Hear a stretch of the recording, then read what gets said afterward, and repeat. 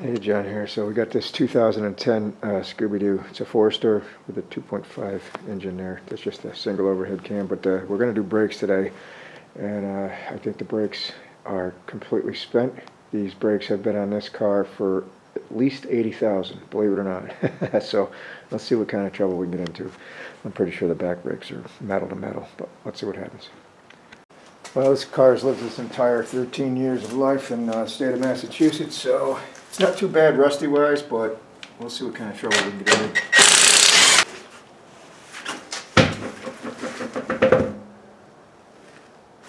I don't think there's anything left. But honestly, looking around, the rust ain't too bad. It's actually better than I thought, so I think all these bolts are going to come off, no problem. And again, this it looks like a 13 and maybe a 14. But not too bad under here, actually. I expect a little worse. Well, if we can get away with using the original calipers, that'll be sweet. Let's see. But these do look like they're going to come off pretty easy. Maybe.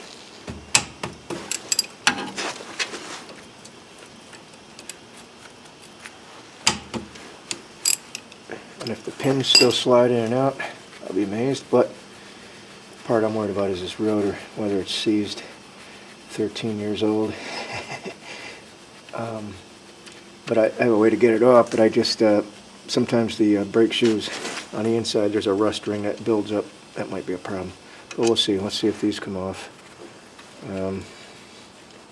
Again, I expected a little bit worse under here. Besides no pads, metal on metal, I thought maybe look at it, don't even need a pry bar. Maybe I do.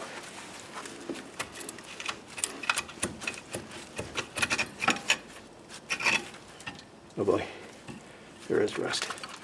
A little bit of rust. We'll see if we can get that piston back in with no problems.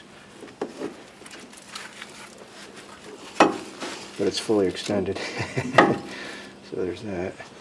Let's see if one of these pads are... Yeah, that's... well, this one still has life.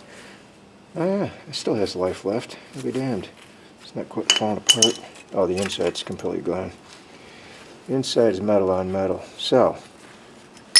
maybe these pins are not as good as I thought. Let's get this. I think that's the same bolt, no? Yeah. So far, so good. Little rusted bolts where you can't get the wrench on it. That's always a bonus.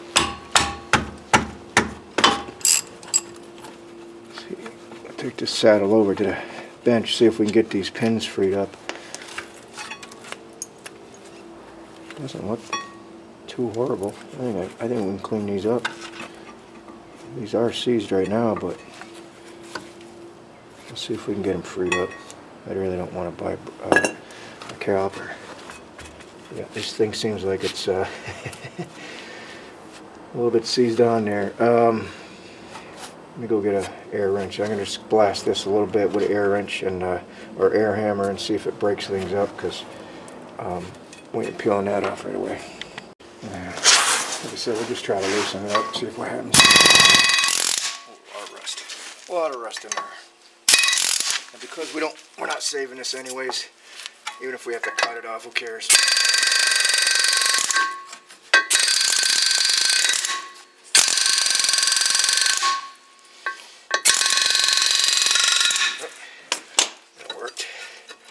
That worked. Plenty of rust fell out of there. Yeah, that's pretty toasty in there. So that rotor can't be turned. Even I wouldn't turn one of these little ones anyways. But so far so good. Emergency brakes look good. Even this thing is hanging in there, which is odd. Usually these are belonged on the back plates, but these are pretty thick. It's a little bit more than surface rust in there coming off, but let's see if we can get this piston back in there with no problems. It looks pretty rusty in there. Let me go loosen the cap up on the reservoir so we don't have any pressure issues. Yep, so far so good. Alright, well, 80,000 miles on a pair of brakes. This is actually going pretty good. You know, as far as, well, if we could save this caliper, that'd be really good. Let's see if it'll go in. Let's see if we get lucky here. Oh boy. Looks like it's going in, no problem. Yeah, there's almost no pressure putting this thing in. And I didn't feel any binding up. We're almost seated. So it went in really, really nice. It's probably seated right there. So, got lucky with the caliper part, or the piston part rather. Let's get that out of the way. Like I said, let's take a look at the pins on the bench. Well, let's see how lucky we can get with this without doing anything. See, oh, it does turn a little bit. Oh, there we go. It's turning. I don't see any rust yet, but it did turn. There we go. It's got to be rust in there. Something's, you know, because it's seized up. It won't do nothing, but it is turning. We can get this sucker out of there with no problems. Then we can get it lubed up.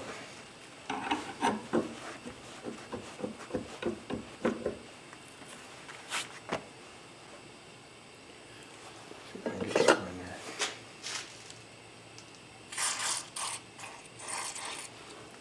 See if we can get a little fluid film going on there.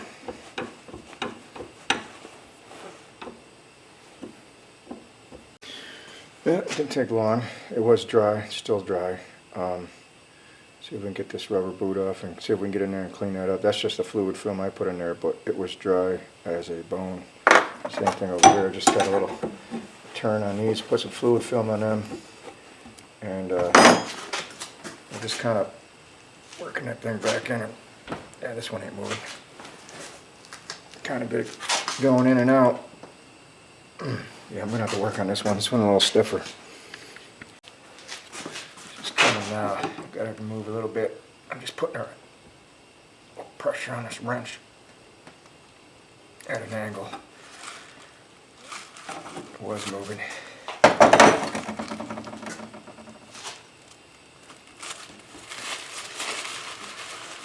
It was moving pretty good. All right, I think we're coming. There it comes. Yeah. Yeah, I think we're coming out now. Oh, there we go.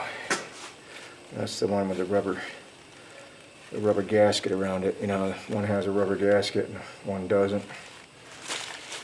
I'll mark it on this side so we know that the gaskets go back on that side. And this one doesn't have any gaskets, or O-rings, whatever you want to call them. So we're going to go ahead and shine these up. You're going to get rid of this rust, get her shiny metal again. And then, let me see if I can get this sucker out of there. Yep. Yep, no problem. We were able to save that boot, a little rusty in there. So we're going to go ahead and clean everything up. Let me mark that now before I forget. I don't have anything to mark it with. I gotta go get a paint stick or something. This is just a old grease pencil for now anyways. Yeah, a little bit of rusty cruddies in there. In this thing I get a drill bit that's, you know, a little bit almost the same size as this, just to get the major crud out, and then I just kind of flush it out, keep douching it out and trying to get, because I don't want to take any metal off in here obviously. You want it to tolerance, but that's what I do. And then take a wire wheel and clean everything else up in a file. Get in here with a square file. I'll show you some of that, but that's what I do. So I think we're going to be able to save these. These pins aren't completely rusted. They just need to be cleaned up. So let's do that. Again, I don't want to get crazy with an oversized drill bit. I just want to clean some of this gunk up. This drill bit seems to be the one. See all that gunk in there? Well, there's a little bit of grease left. Thought it was going to be hardened grease, you know, all that stuff. So I'm just going to keep honing this out. Then I'll douche it out with that. Just keep going. Yeah, this one has a lot of rust in it, or a lot of something in it. I'll just keep going like this until these are nice and clean. Yeah, this has got a lot of gunk in it.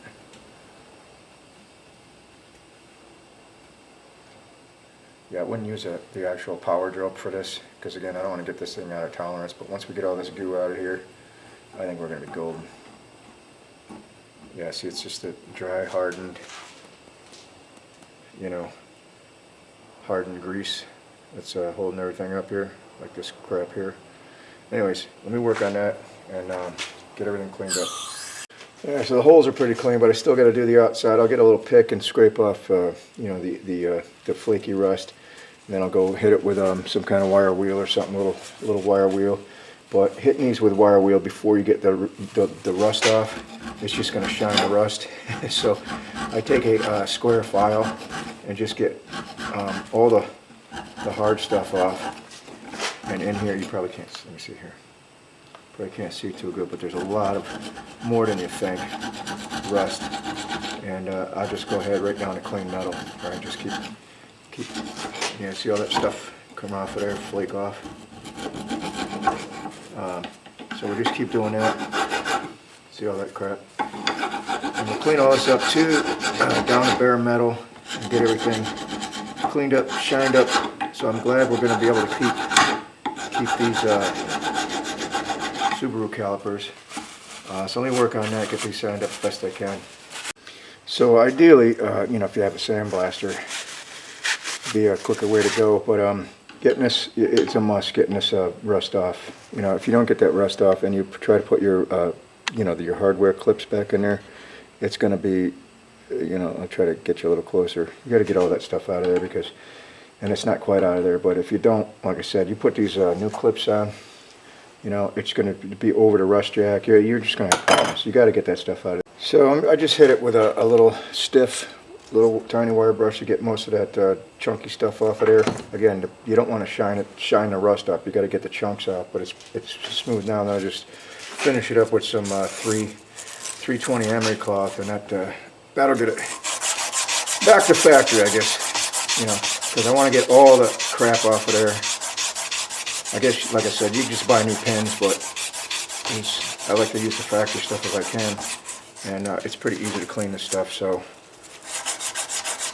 And I don't know if these pins will come without a caliper. I don't know if you can buy them separate. I'm sure you must be able to.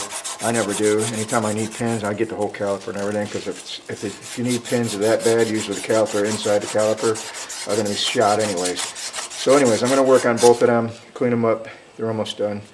And I'll shine the edges up here, but you can see there's still some crap there and a little bit of crap there. So what originally looked like four different gaskets, once I cleaned it up a little bit, it's just one big one, and that should just peel right off of there. I thought it was maybe four big ones. Get a little started over that hump. Yeah, so now I can clean this up. We can reuse this gasket. That's what it looks like. I just thought maybe because there was dirt in there, I thought you know, the way they did it was 4 individual ones. One big sleeve. So let's clean this one up. This one came out pretty good. It's going to pass. It's going to take grease. It's going to slide in and out. And we'll do the same thing to this one here. Right? Alright, so I did end up using this gravity feed sandblaster. The problem with that is a couple of problems. A, it makes a mess and fills your shoes up with sand, but you have to do it outdoors. You know, the ideal thing is a blast cabinet, you know, with a regular sandblaster, but in a pinch, this does work. It got the circles, or the you know, inside where the pin slides back and forth. Gets that pretty good, and you know, around crevices that you can't really get to with a file. I want to make sure that this is all cleaned up and ready to go, because it's probably the last time these brakes are going to be done. There's 180,000 miles on the car, so I just want to do this right, and these should outlast the car. Seen how these went 80,000 miles. If the car goes another 80,000 miles, I'll be impressed. But anyways, so that's what we're doing, and we'll get everything cleaned up and back together. Alright, so I got everything cleaned up, and the holes cleaned up, pins cleaned up. So ultimately, I'm looking for something like this, right? Just to fit in there, and no friction, no nothing, just seat right down. Of course, the one with the this is the side with the rubber on it, because it says 3. My line went away when I sandblasted, but then a 3 appeared, so Dale Earnhardt appeared. So this is not going to drop in there, but as long as I can get in there, you know, push it in without the seal coming off. it's gonna fall in there like that. Anyways, that's where we're at. Let's actually do this. Oh, and the rubber boots. Clean them up. So hopefully they'll go back on. No problem. There's no rips.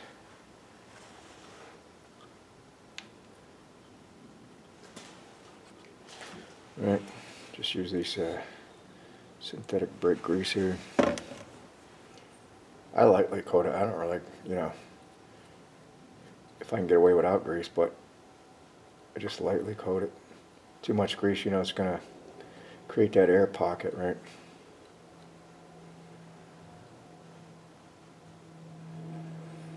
That's all I do right there.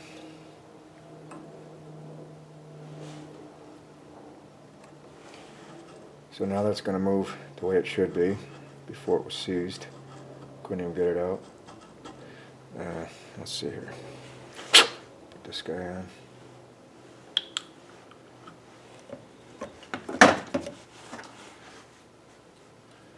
This one was more of a problem child when we cleaned it up, but see, that might be a little too much. Let's just work it around.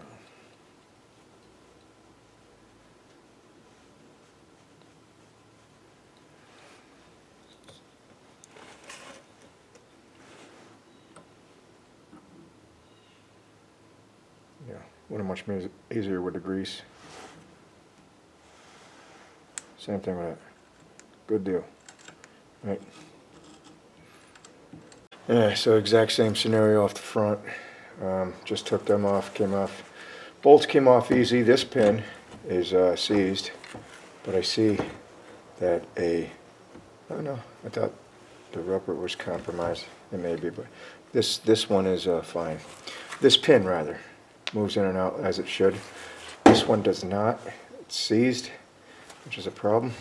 You can see a little thicker on the inside than it is, but you know, again, this pin is frozen. So anyways, we're going to go ahead and take these pads out and do the same thing. Same exact thing I'm doing at the back, I'm doing it front. And we'll go ahead and, yeah, this is all rust jacked in here. All this is rust jacked. So we'll go ahead and clean everything up on the fronts. Same thing as the backs. Well, I don't know. Might need a new caliper. I just tried to turn that with a wrench. It ain't moving. I got it in the vise now. I gotta get this thing freed up, and it's just solid as Sears. Sears. Oh, I think it's moving. Yep. Move. Yep, there we go. So we're probably going to be able to get this freed up just like the other ones, but this is really stiff. And I don't want to rip that boot, so yeah, I think it's loosening up now. There we go. So only one side was working on that one. Wow.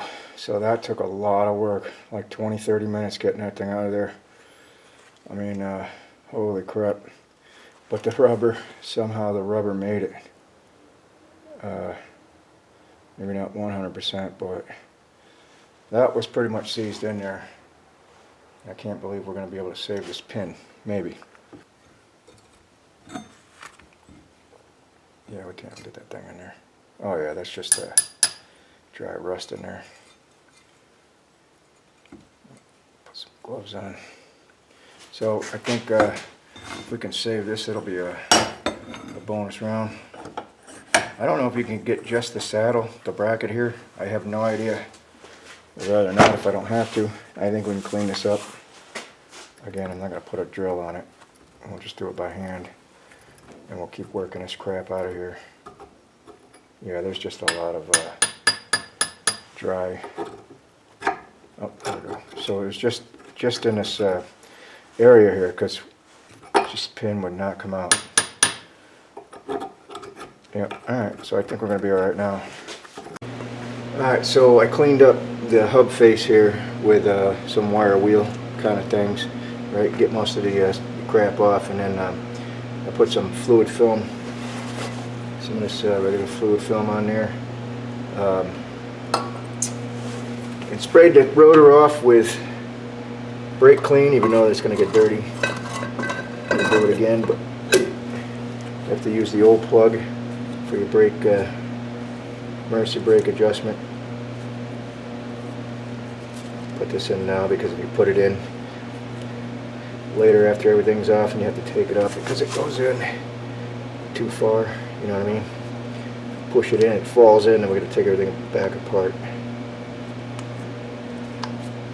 There. And our new caliper with our new movable pins now.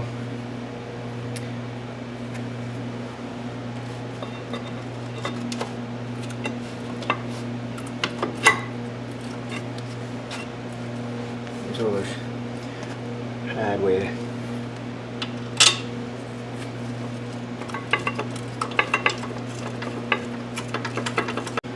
So I put a little anti-seize on the you know, anti-seize on the caliper bolts. So next time I'm in here, if I'm in here again, I think this car's got almost 200,000 miles on it, so don't know if I'm going to be doing brakes again, but I'll tighten these up. I can't get a torque wrench in there, but they're pretty tight as far as you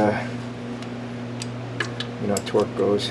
I do have a breaker bar that I'm just going to give it a little bit of a extra oomph, and we'll get to the putting the shoes on. Alright, so I use some of this disc brake quiet stuff. Just spray in a can, spray it to the back of your pads there. Let it set for 10 minutes. Gets sticky, tacky, you know, both sides of these things.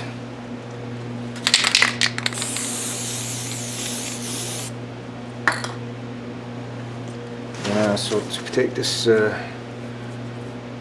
caliper grease, synthetic or whatever it is, and paint my shims up. Now let's see how these go. Like this. They go like that, right?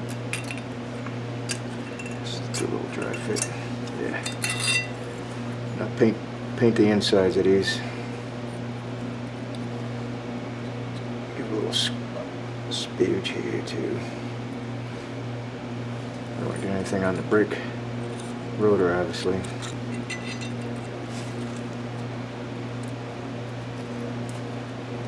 Yep, got some on a rotor anyways.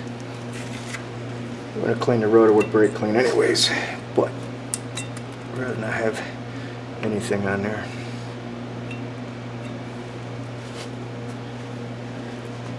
It ain't been 10 minutes, but put these boogers in anyways.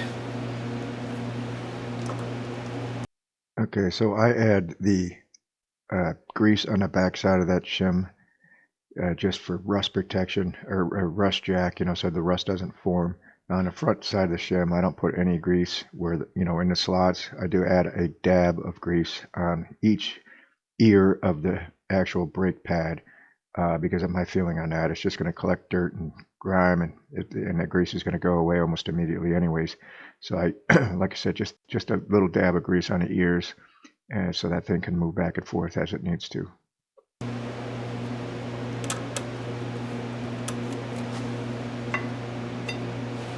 It's already tacky though.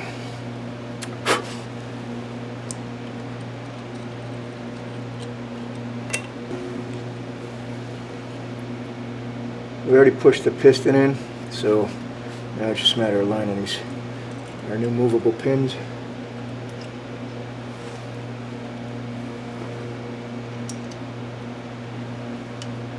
Oop, almost dropped it in a hole.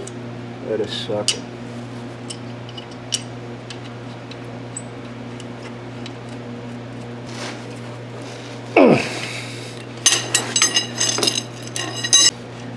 So nice and loosey-goosey, pins move in and out. What's next? Tire, and then we'll do the other brakes, front brakes, rear brakes. Just repeat the process. We're almost done here, right? Just rotate the rotor a little bit, get our little grease spill off of there. Uh-oh, look in the can.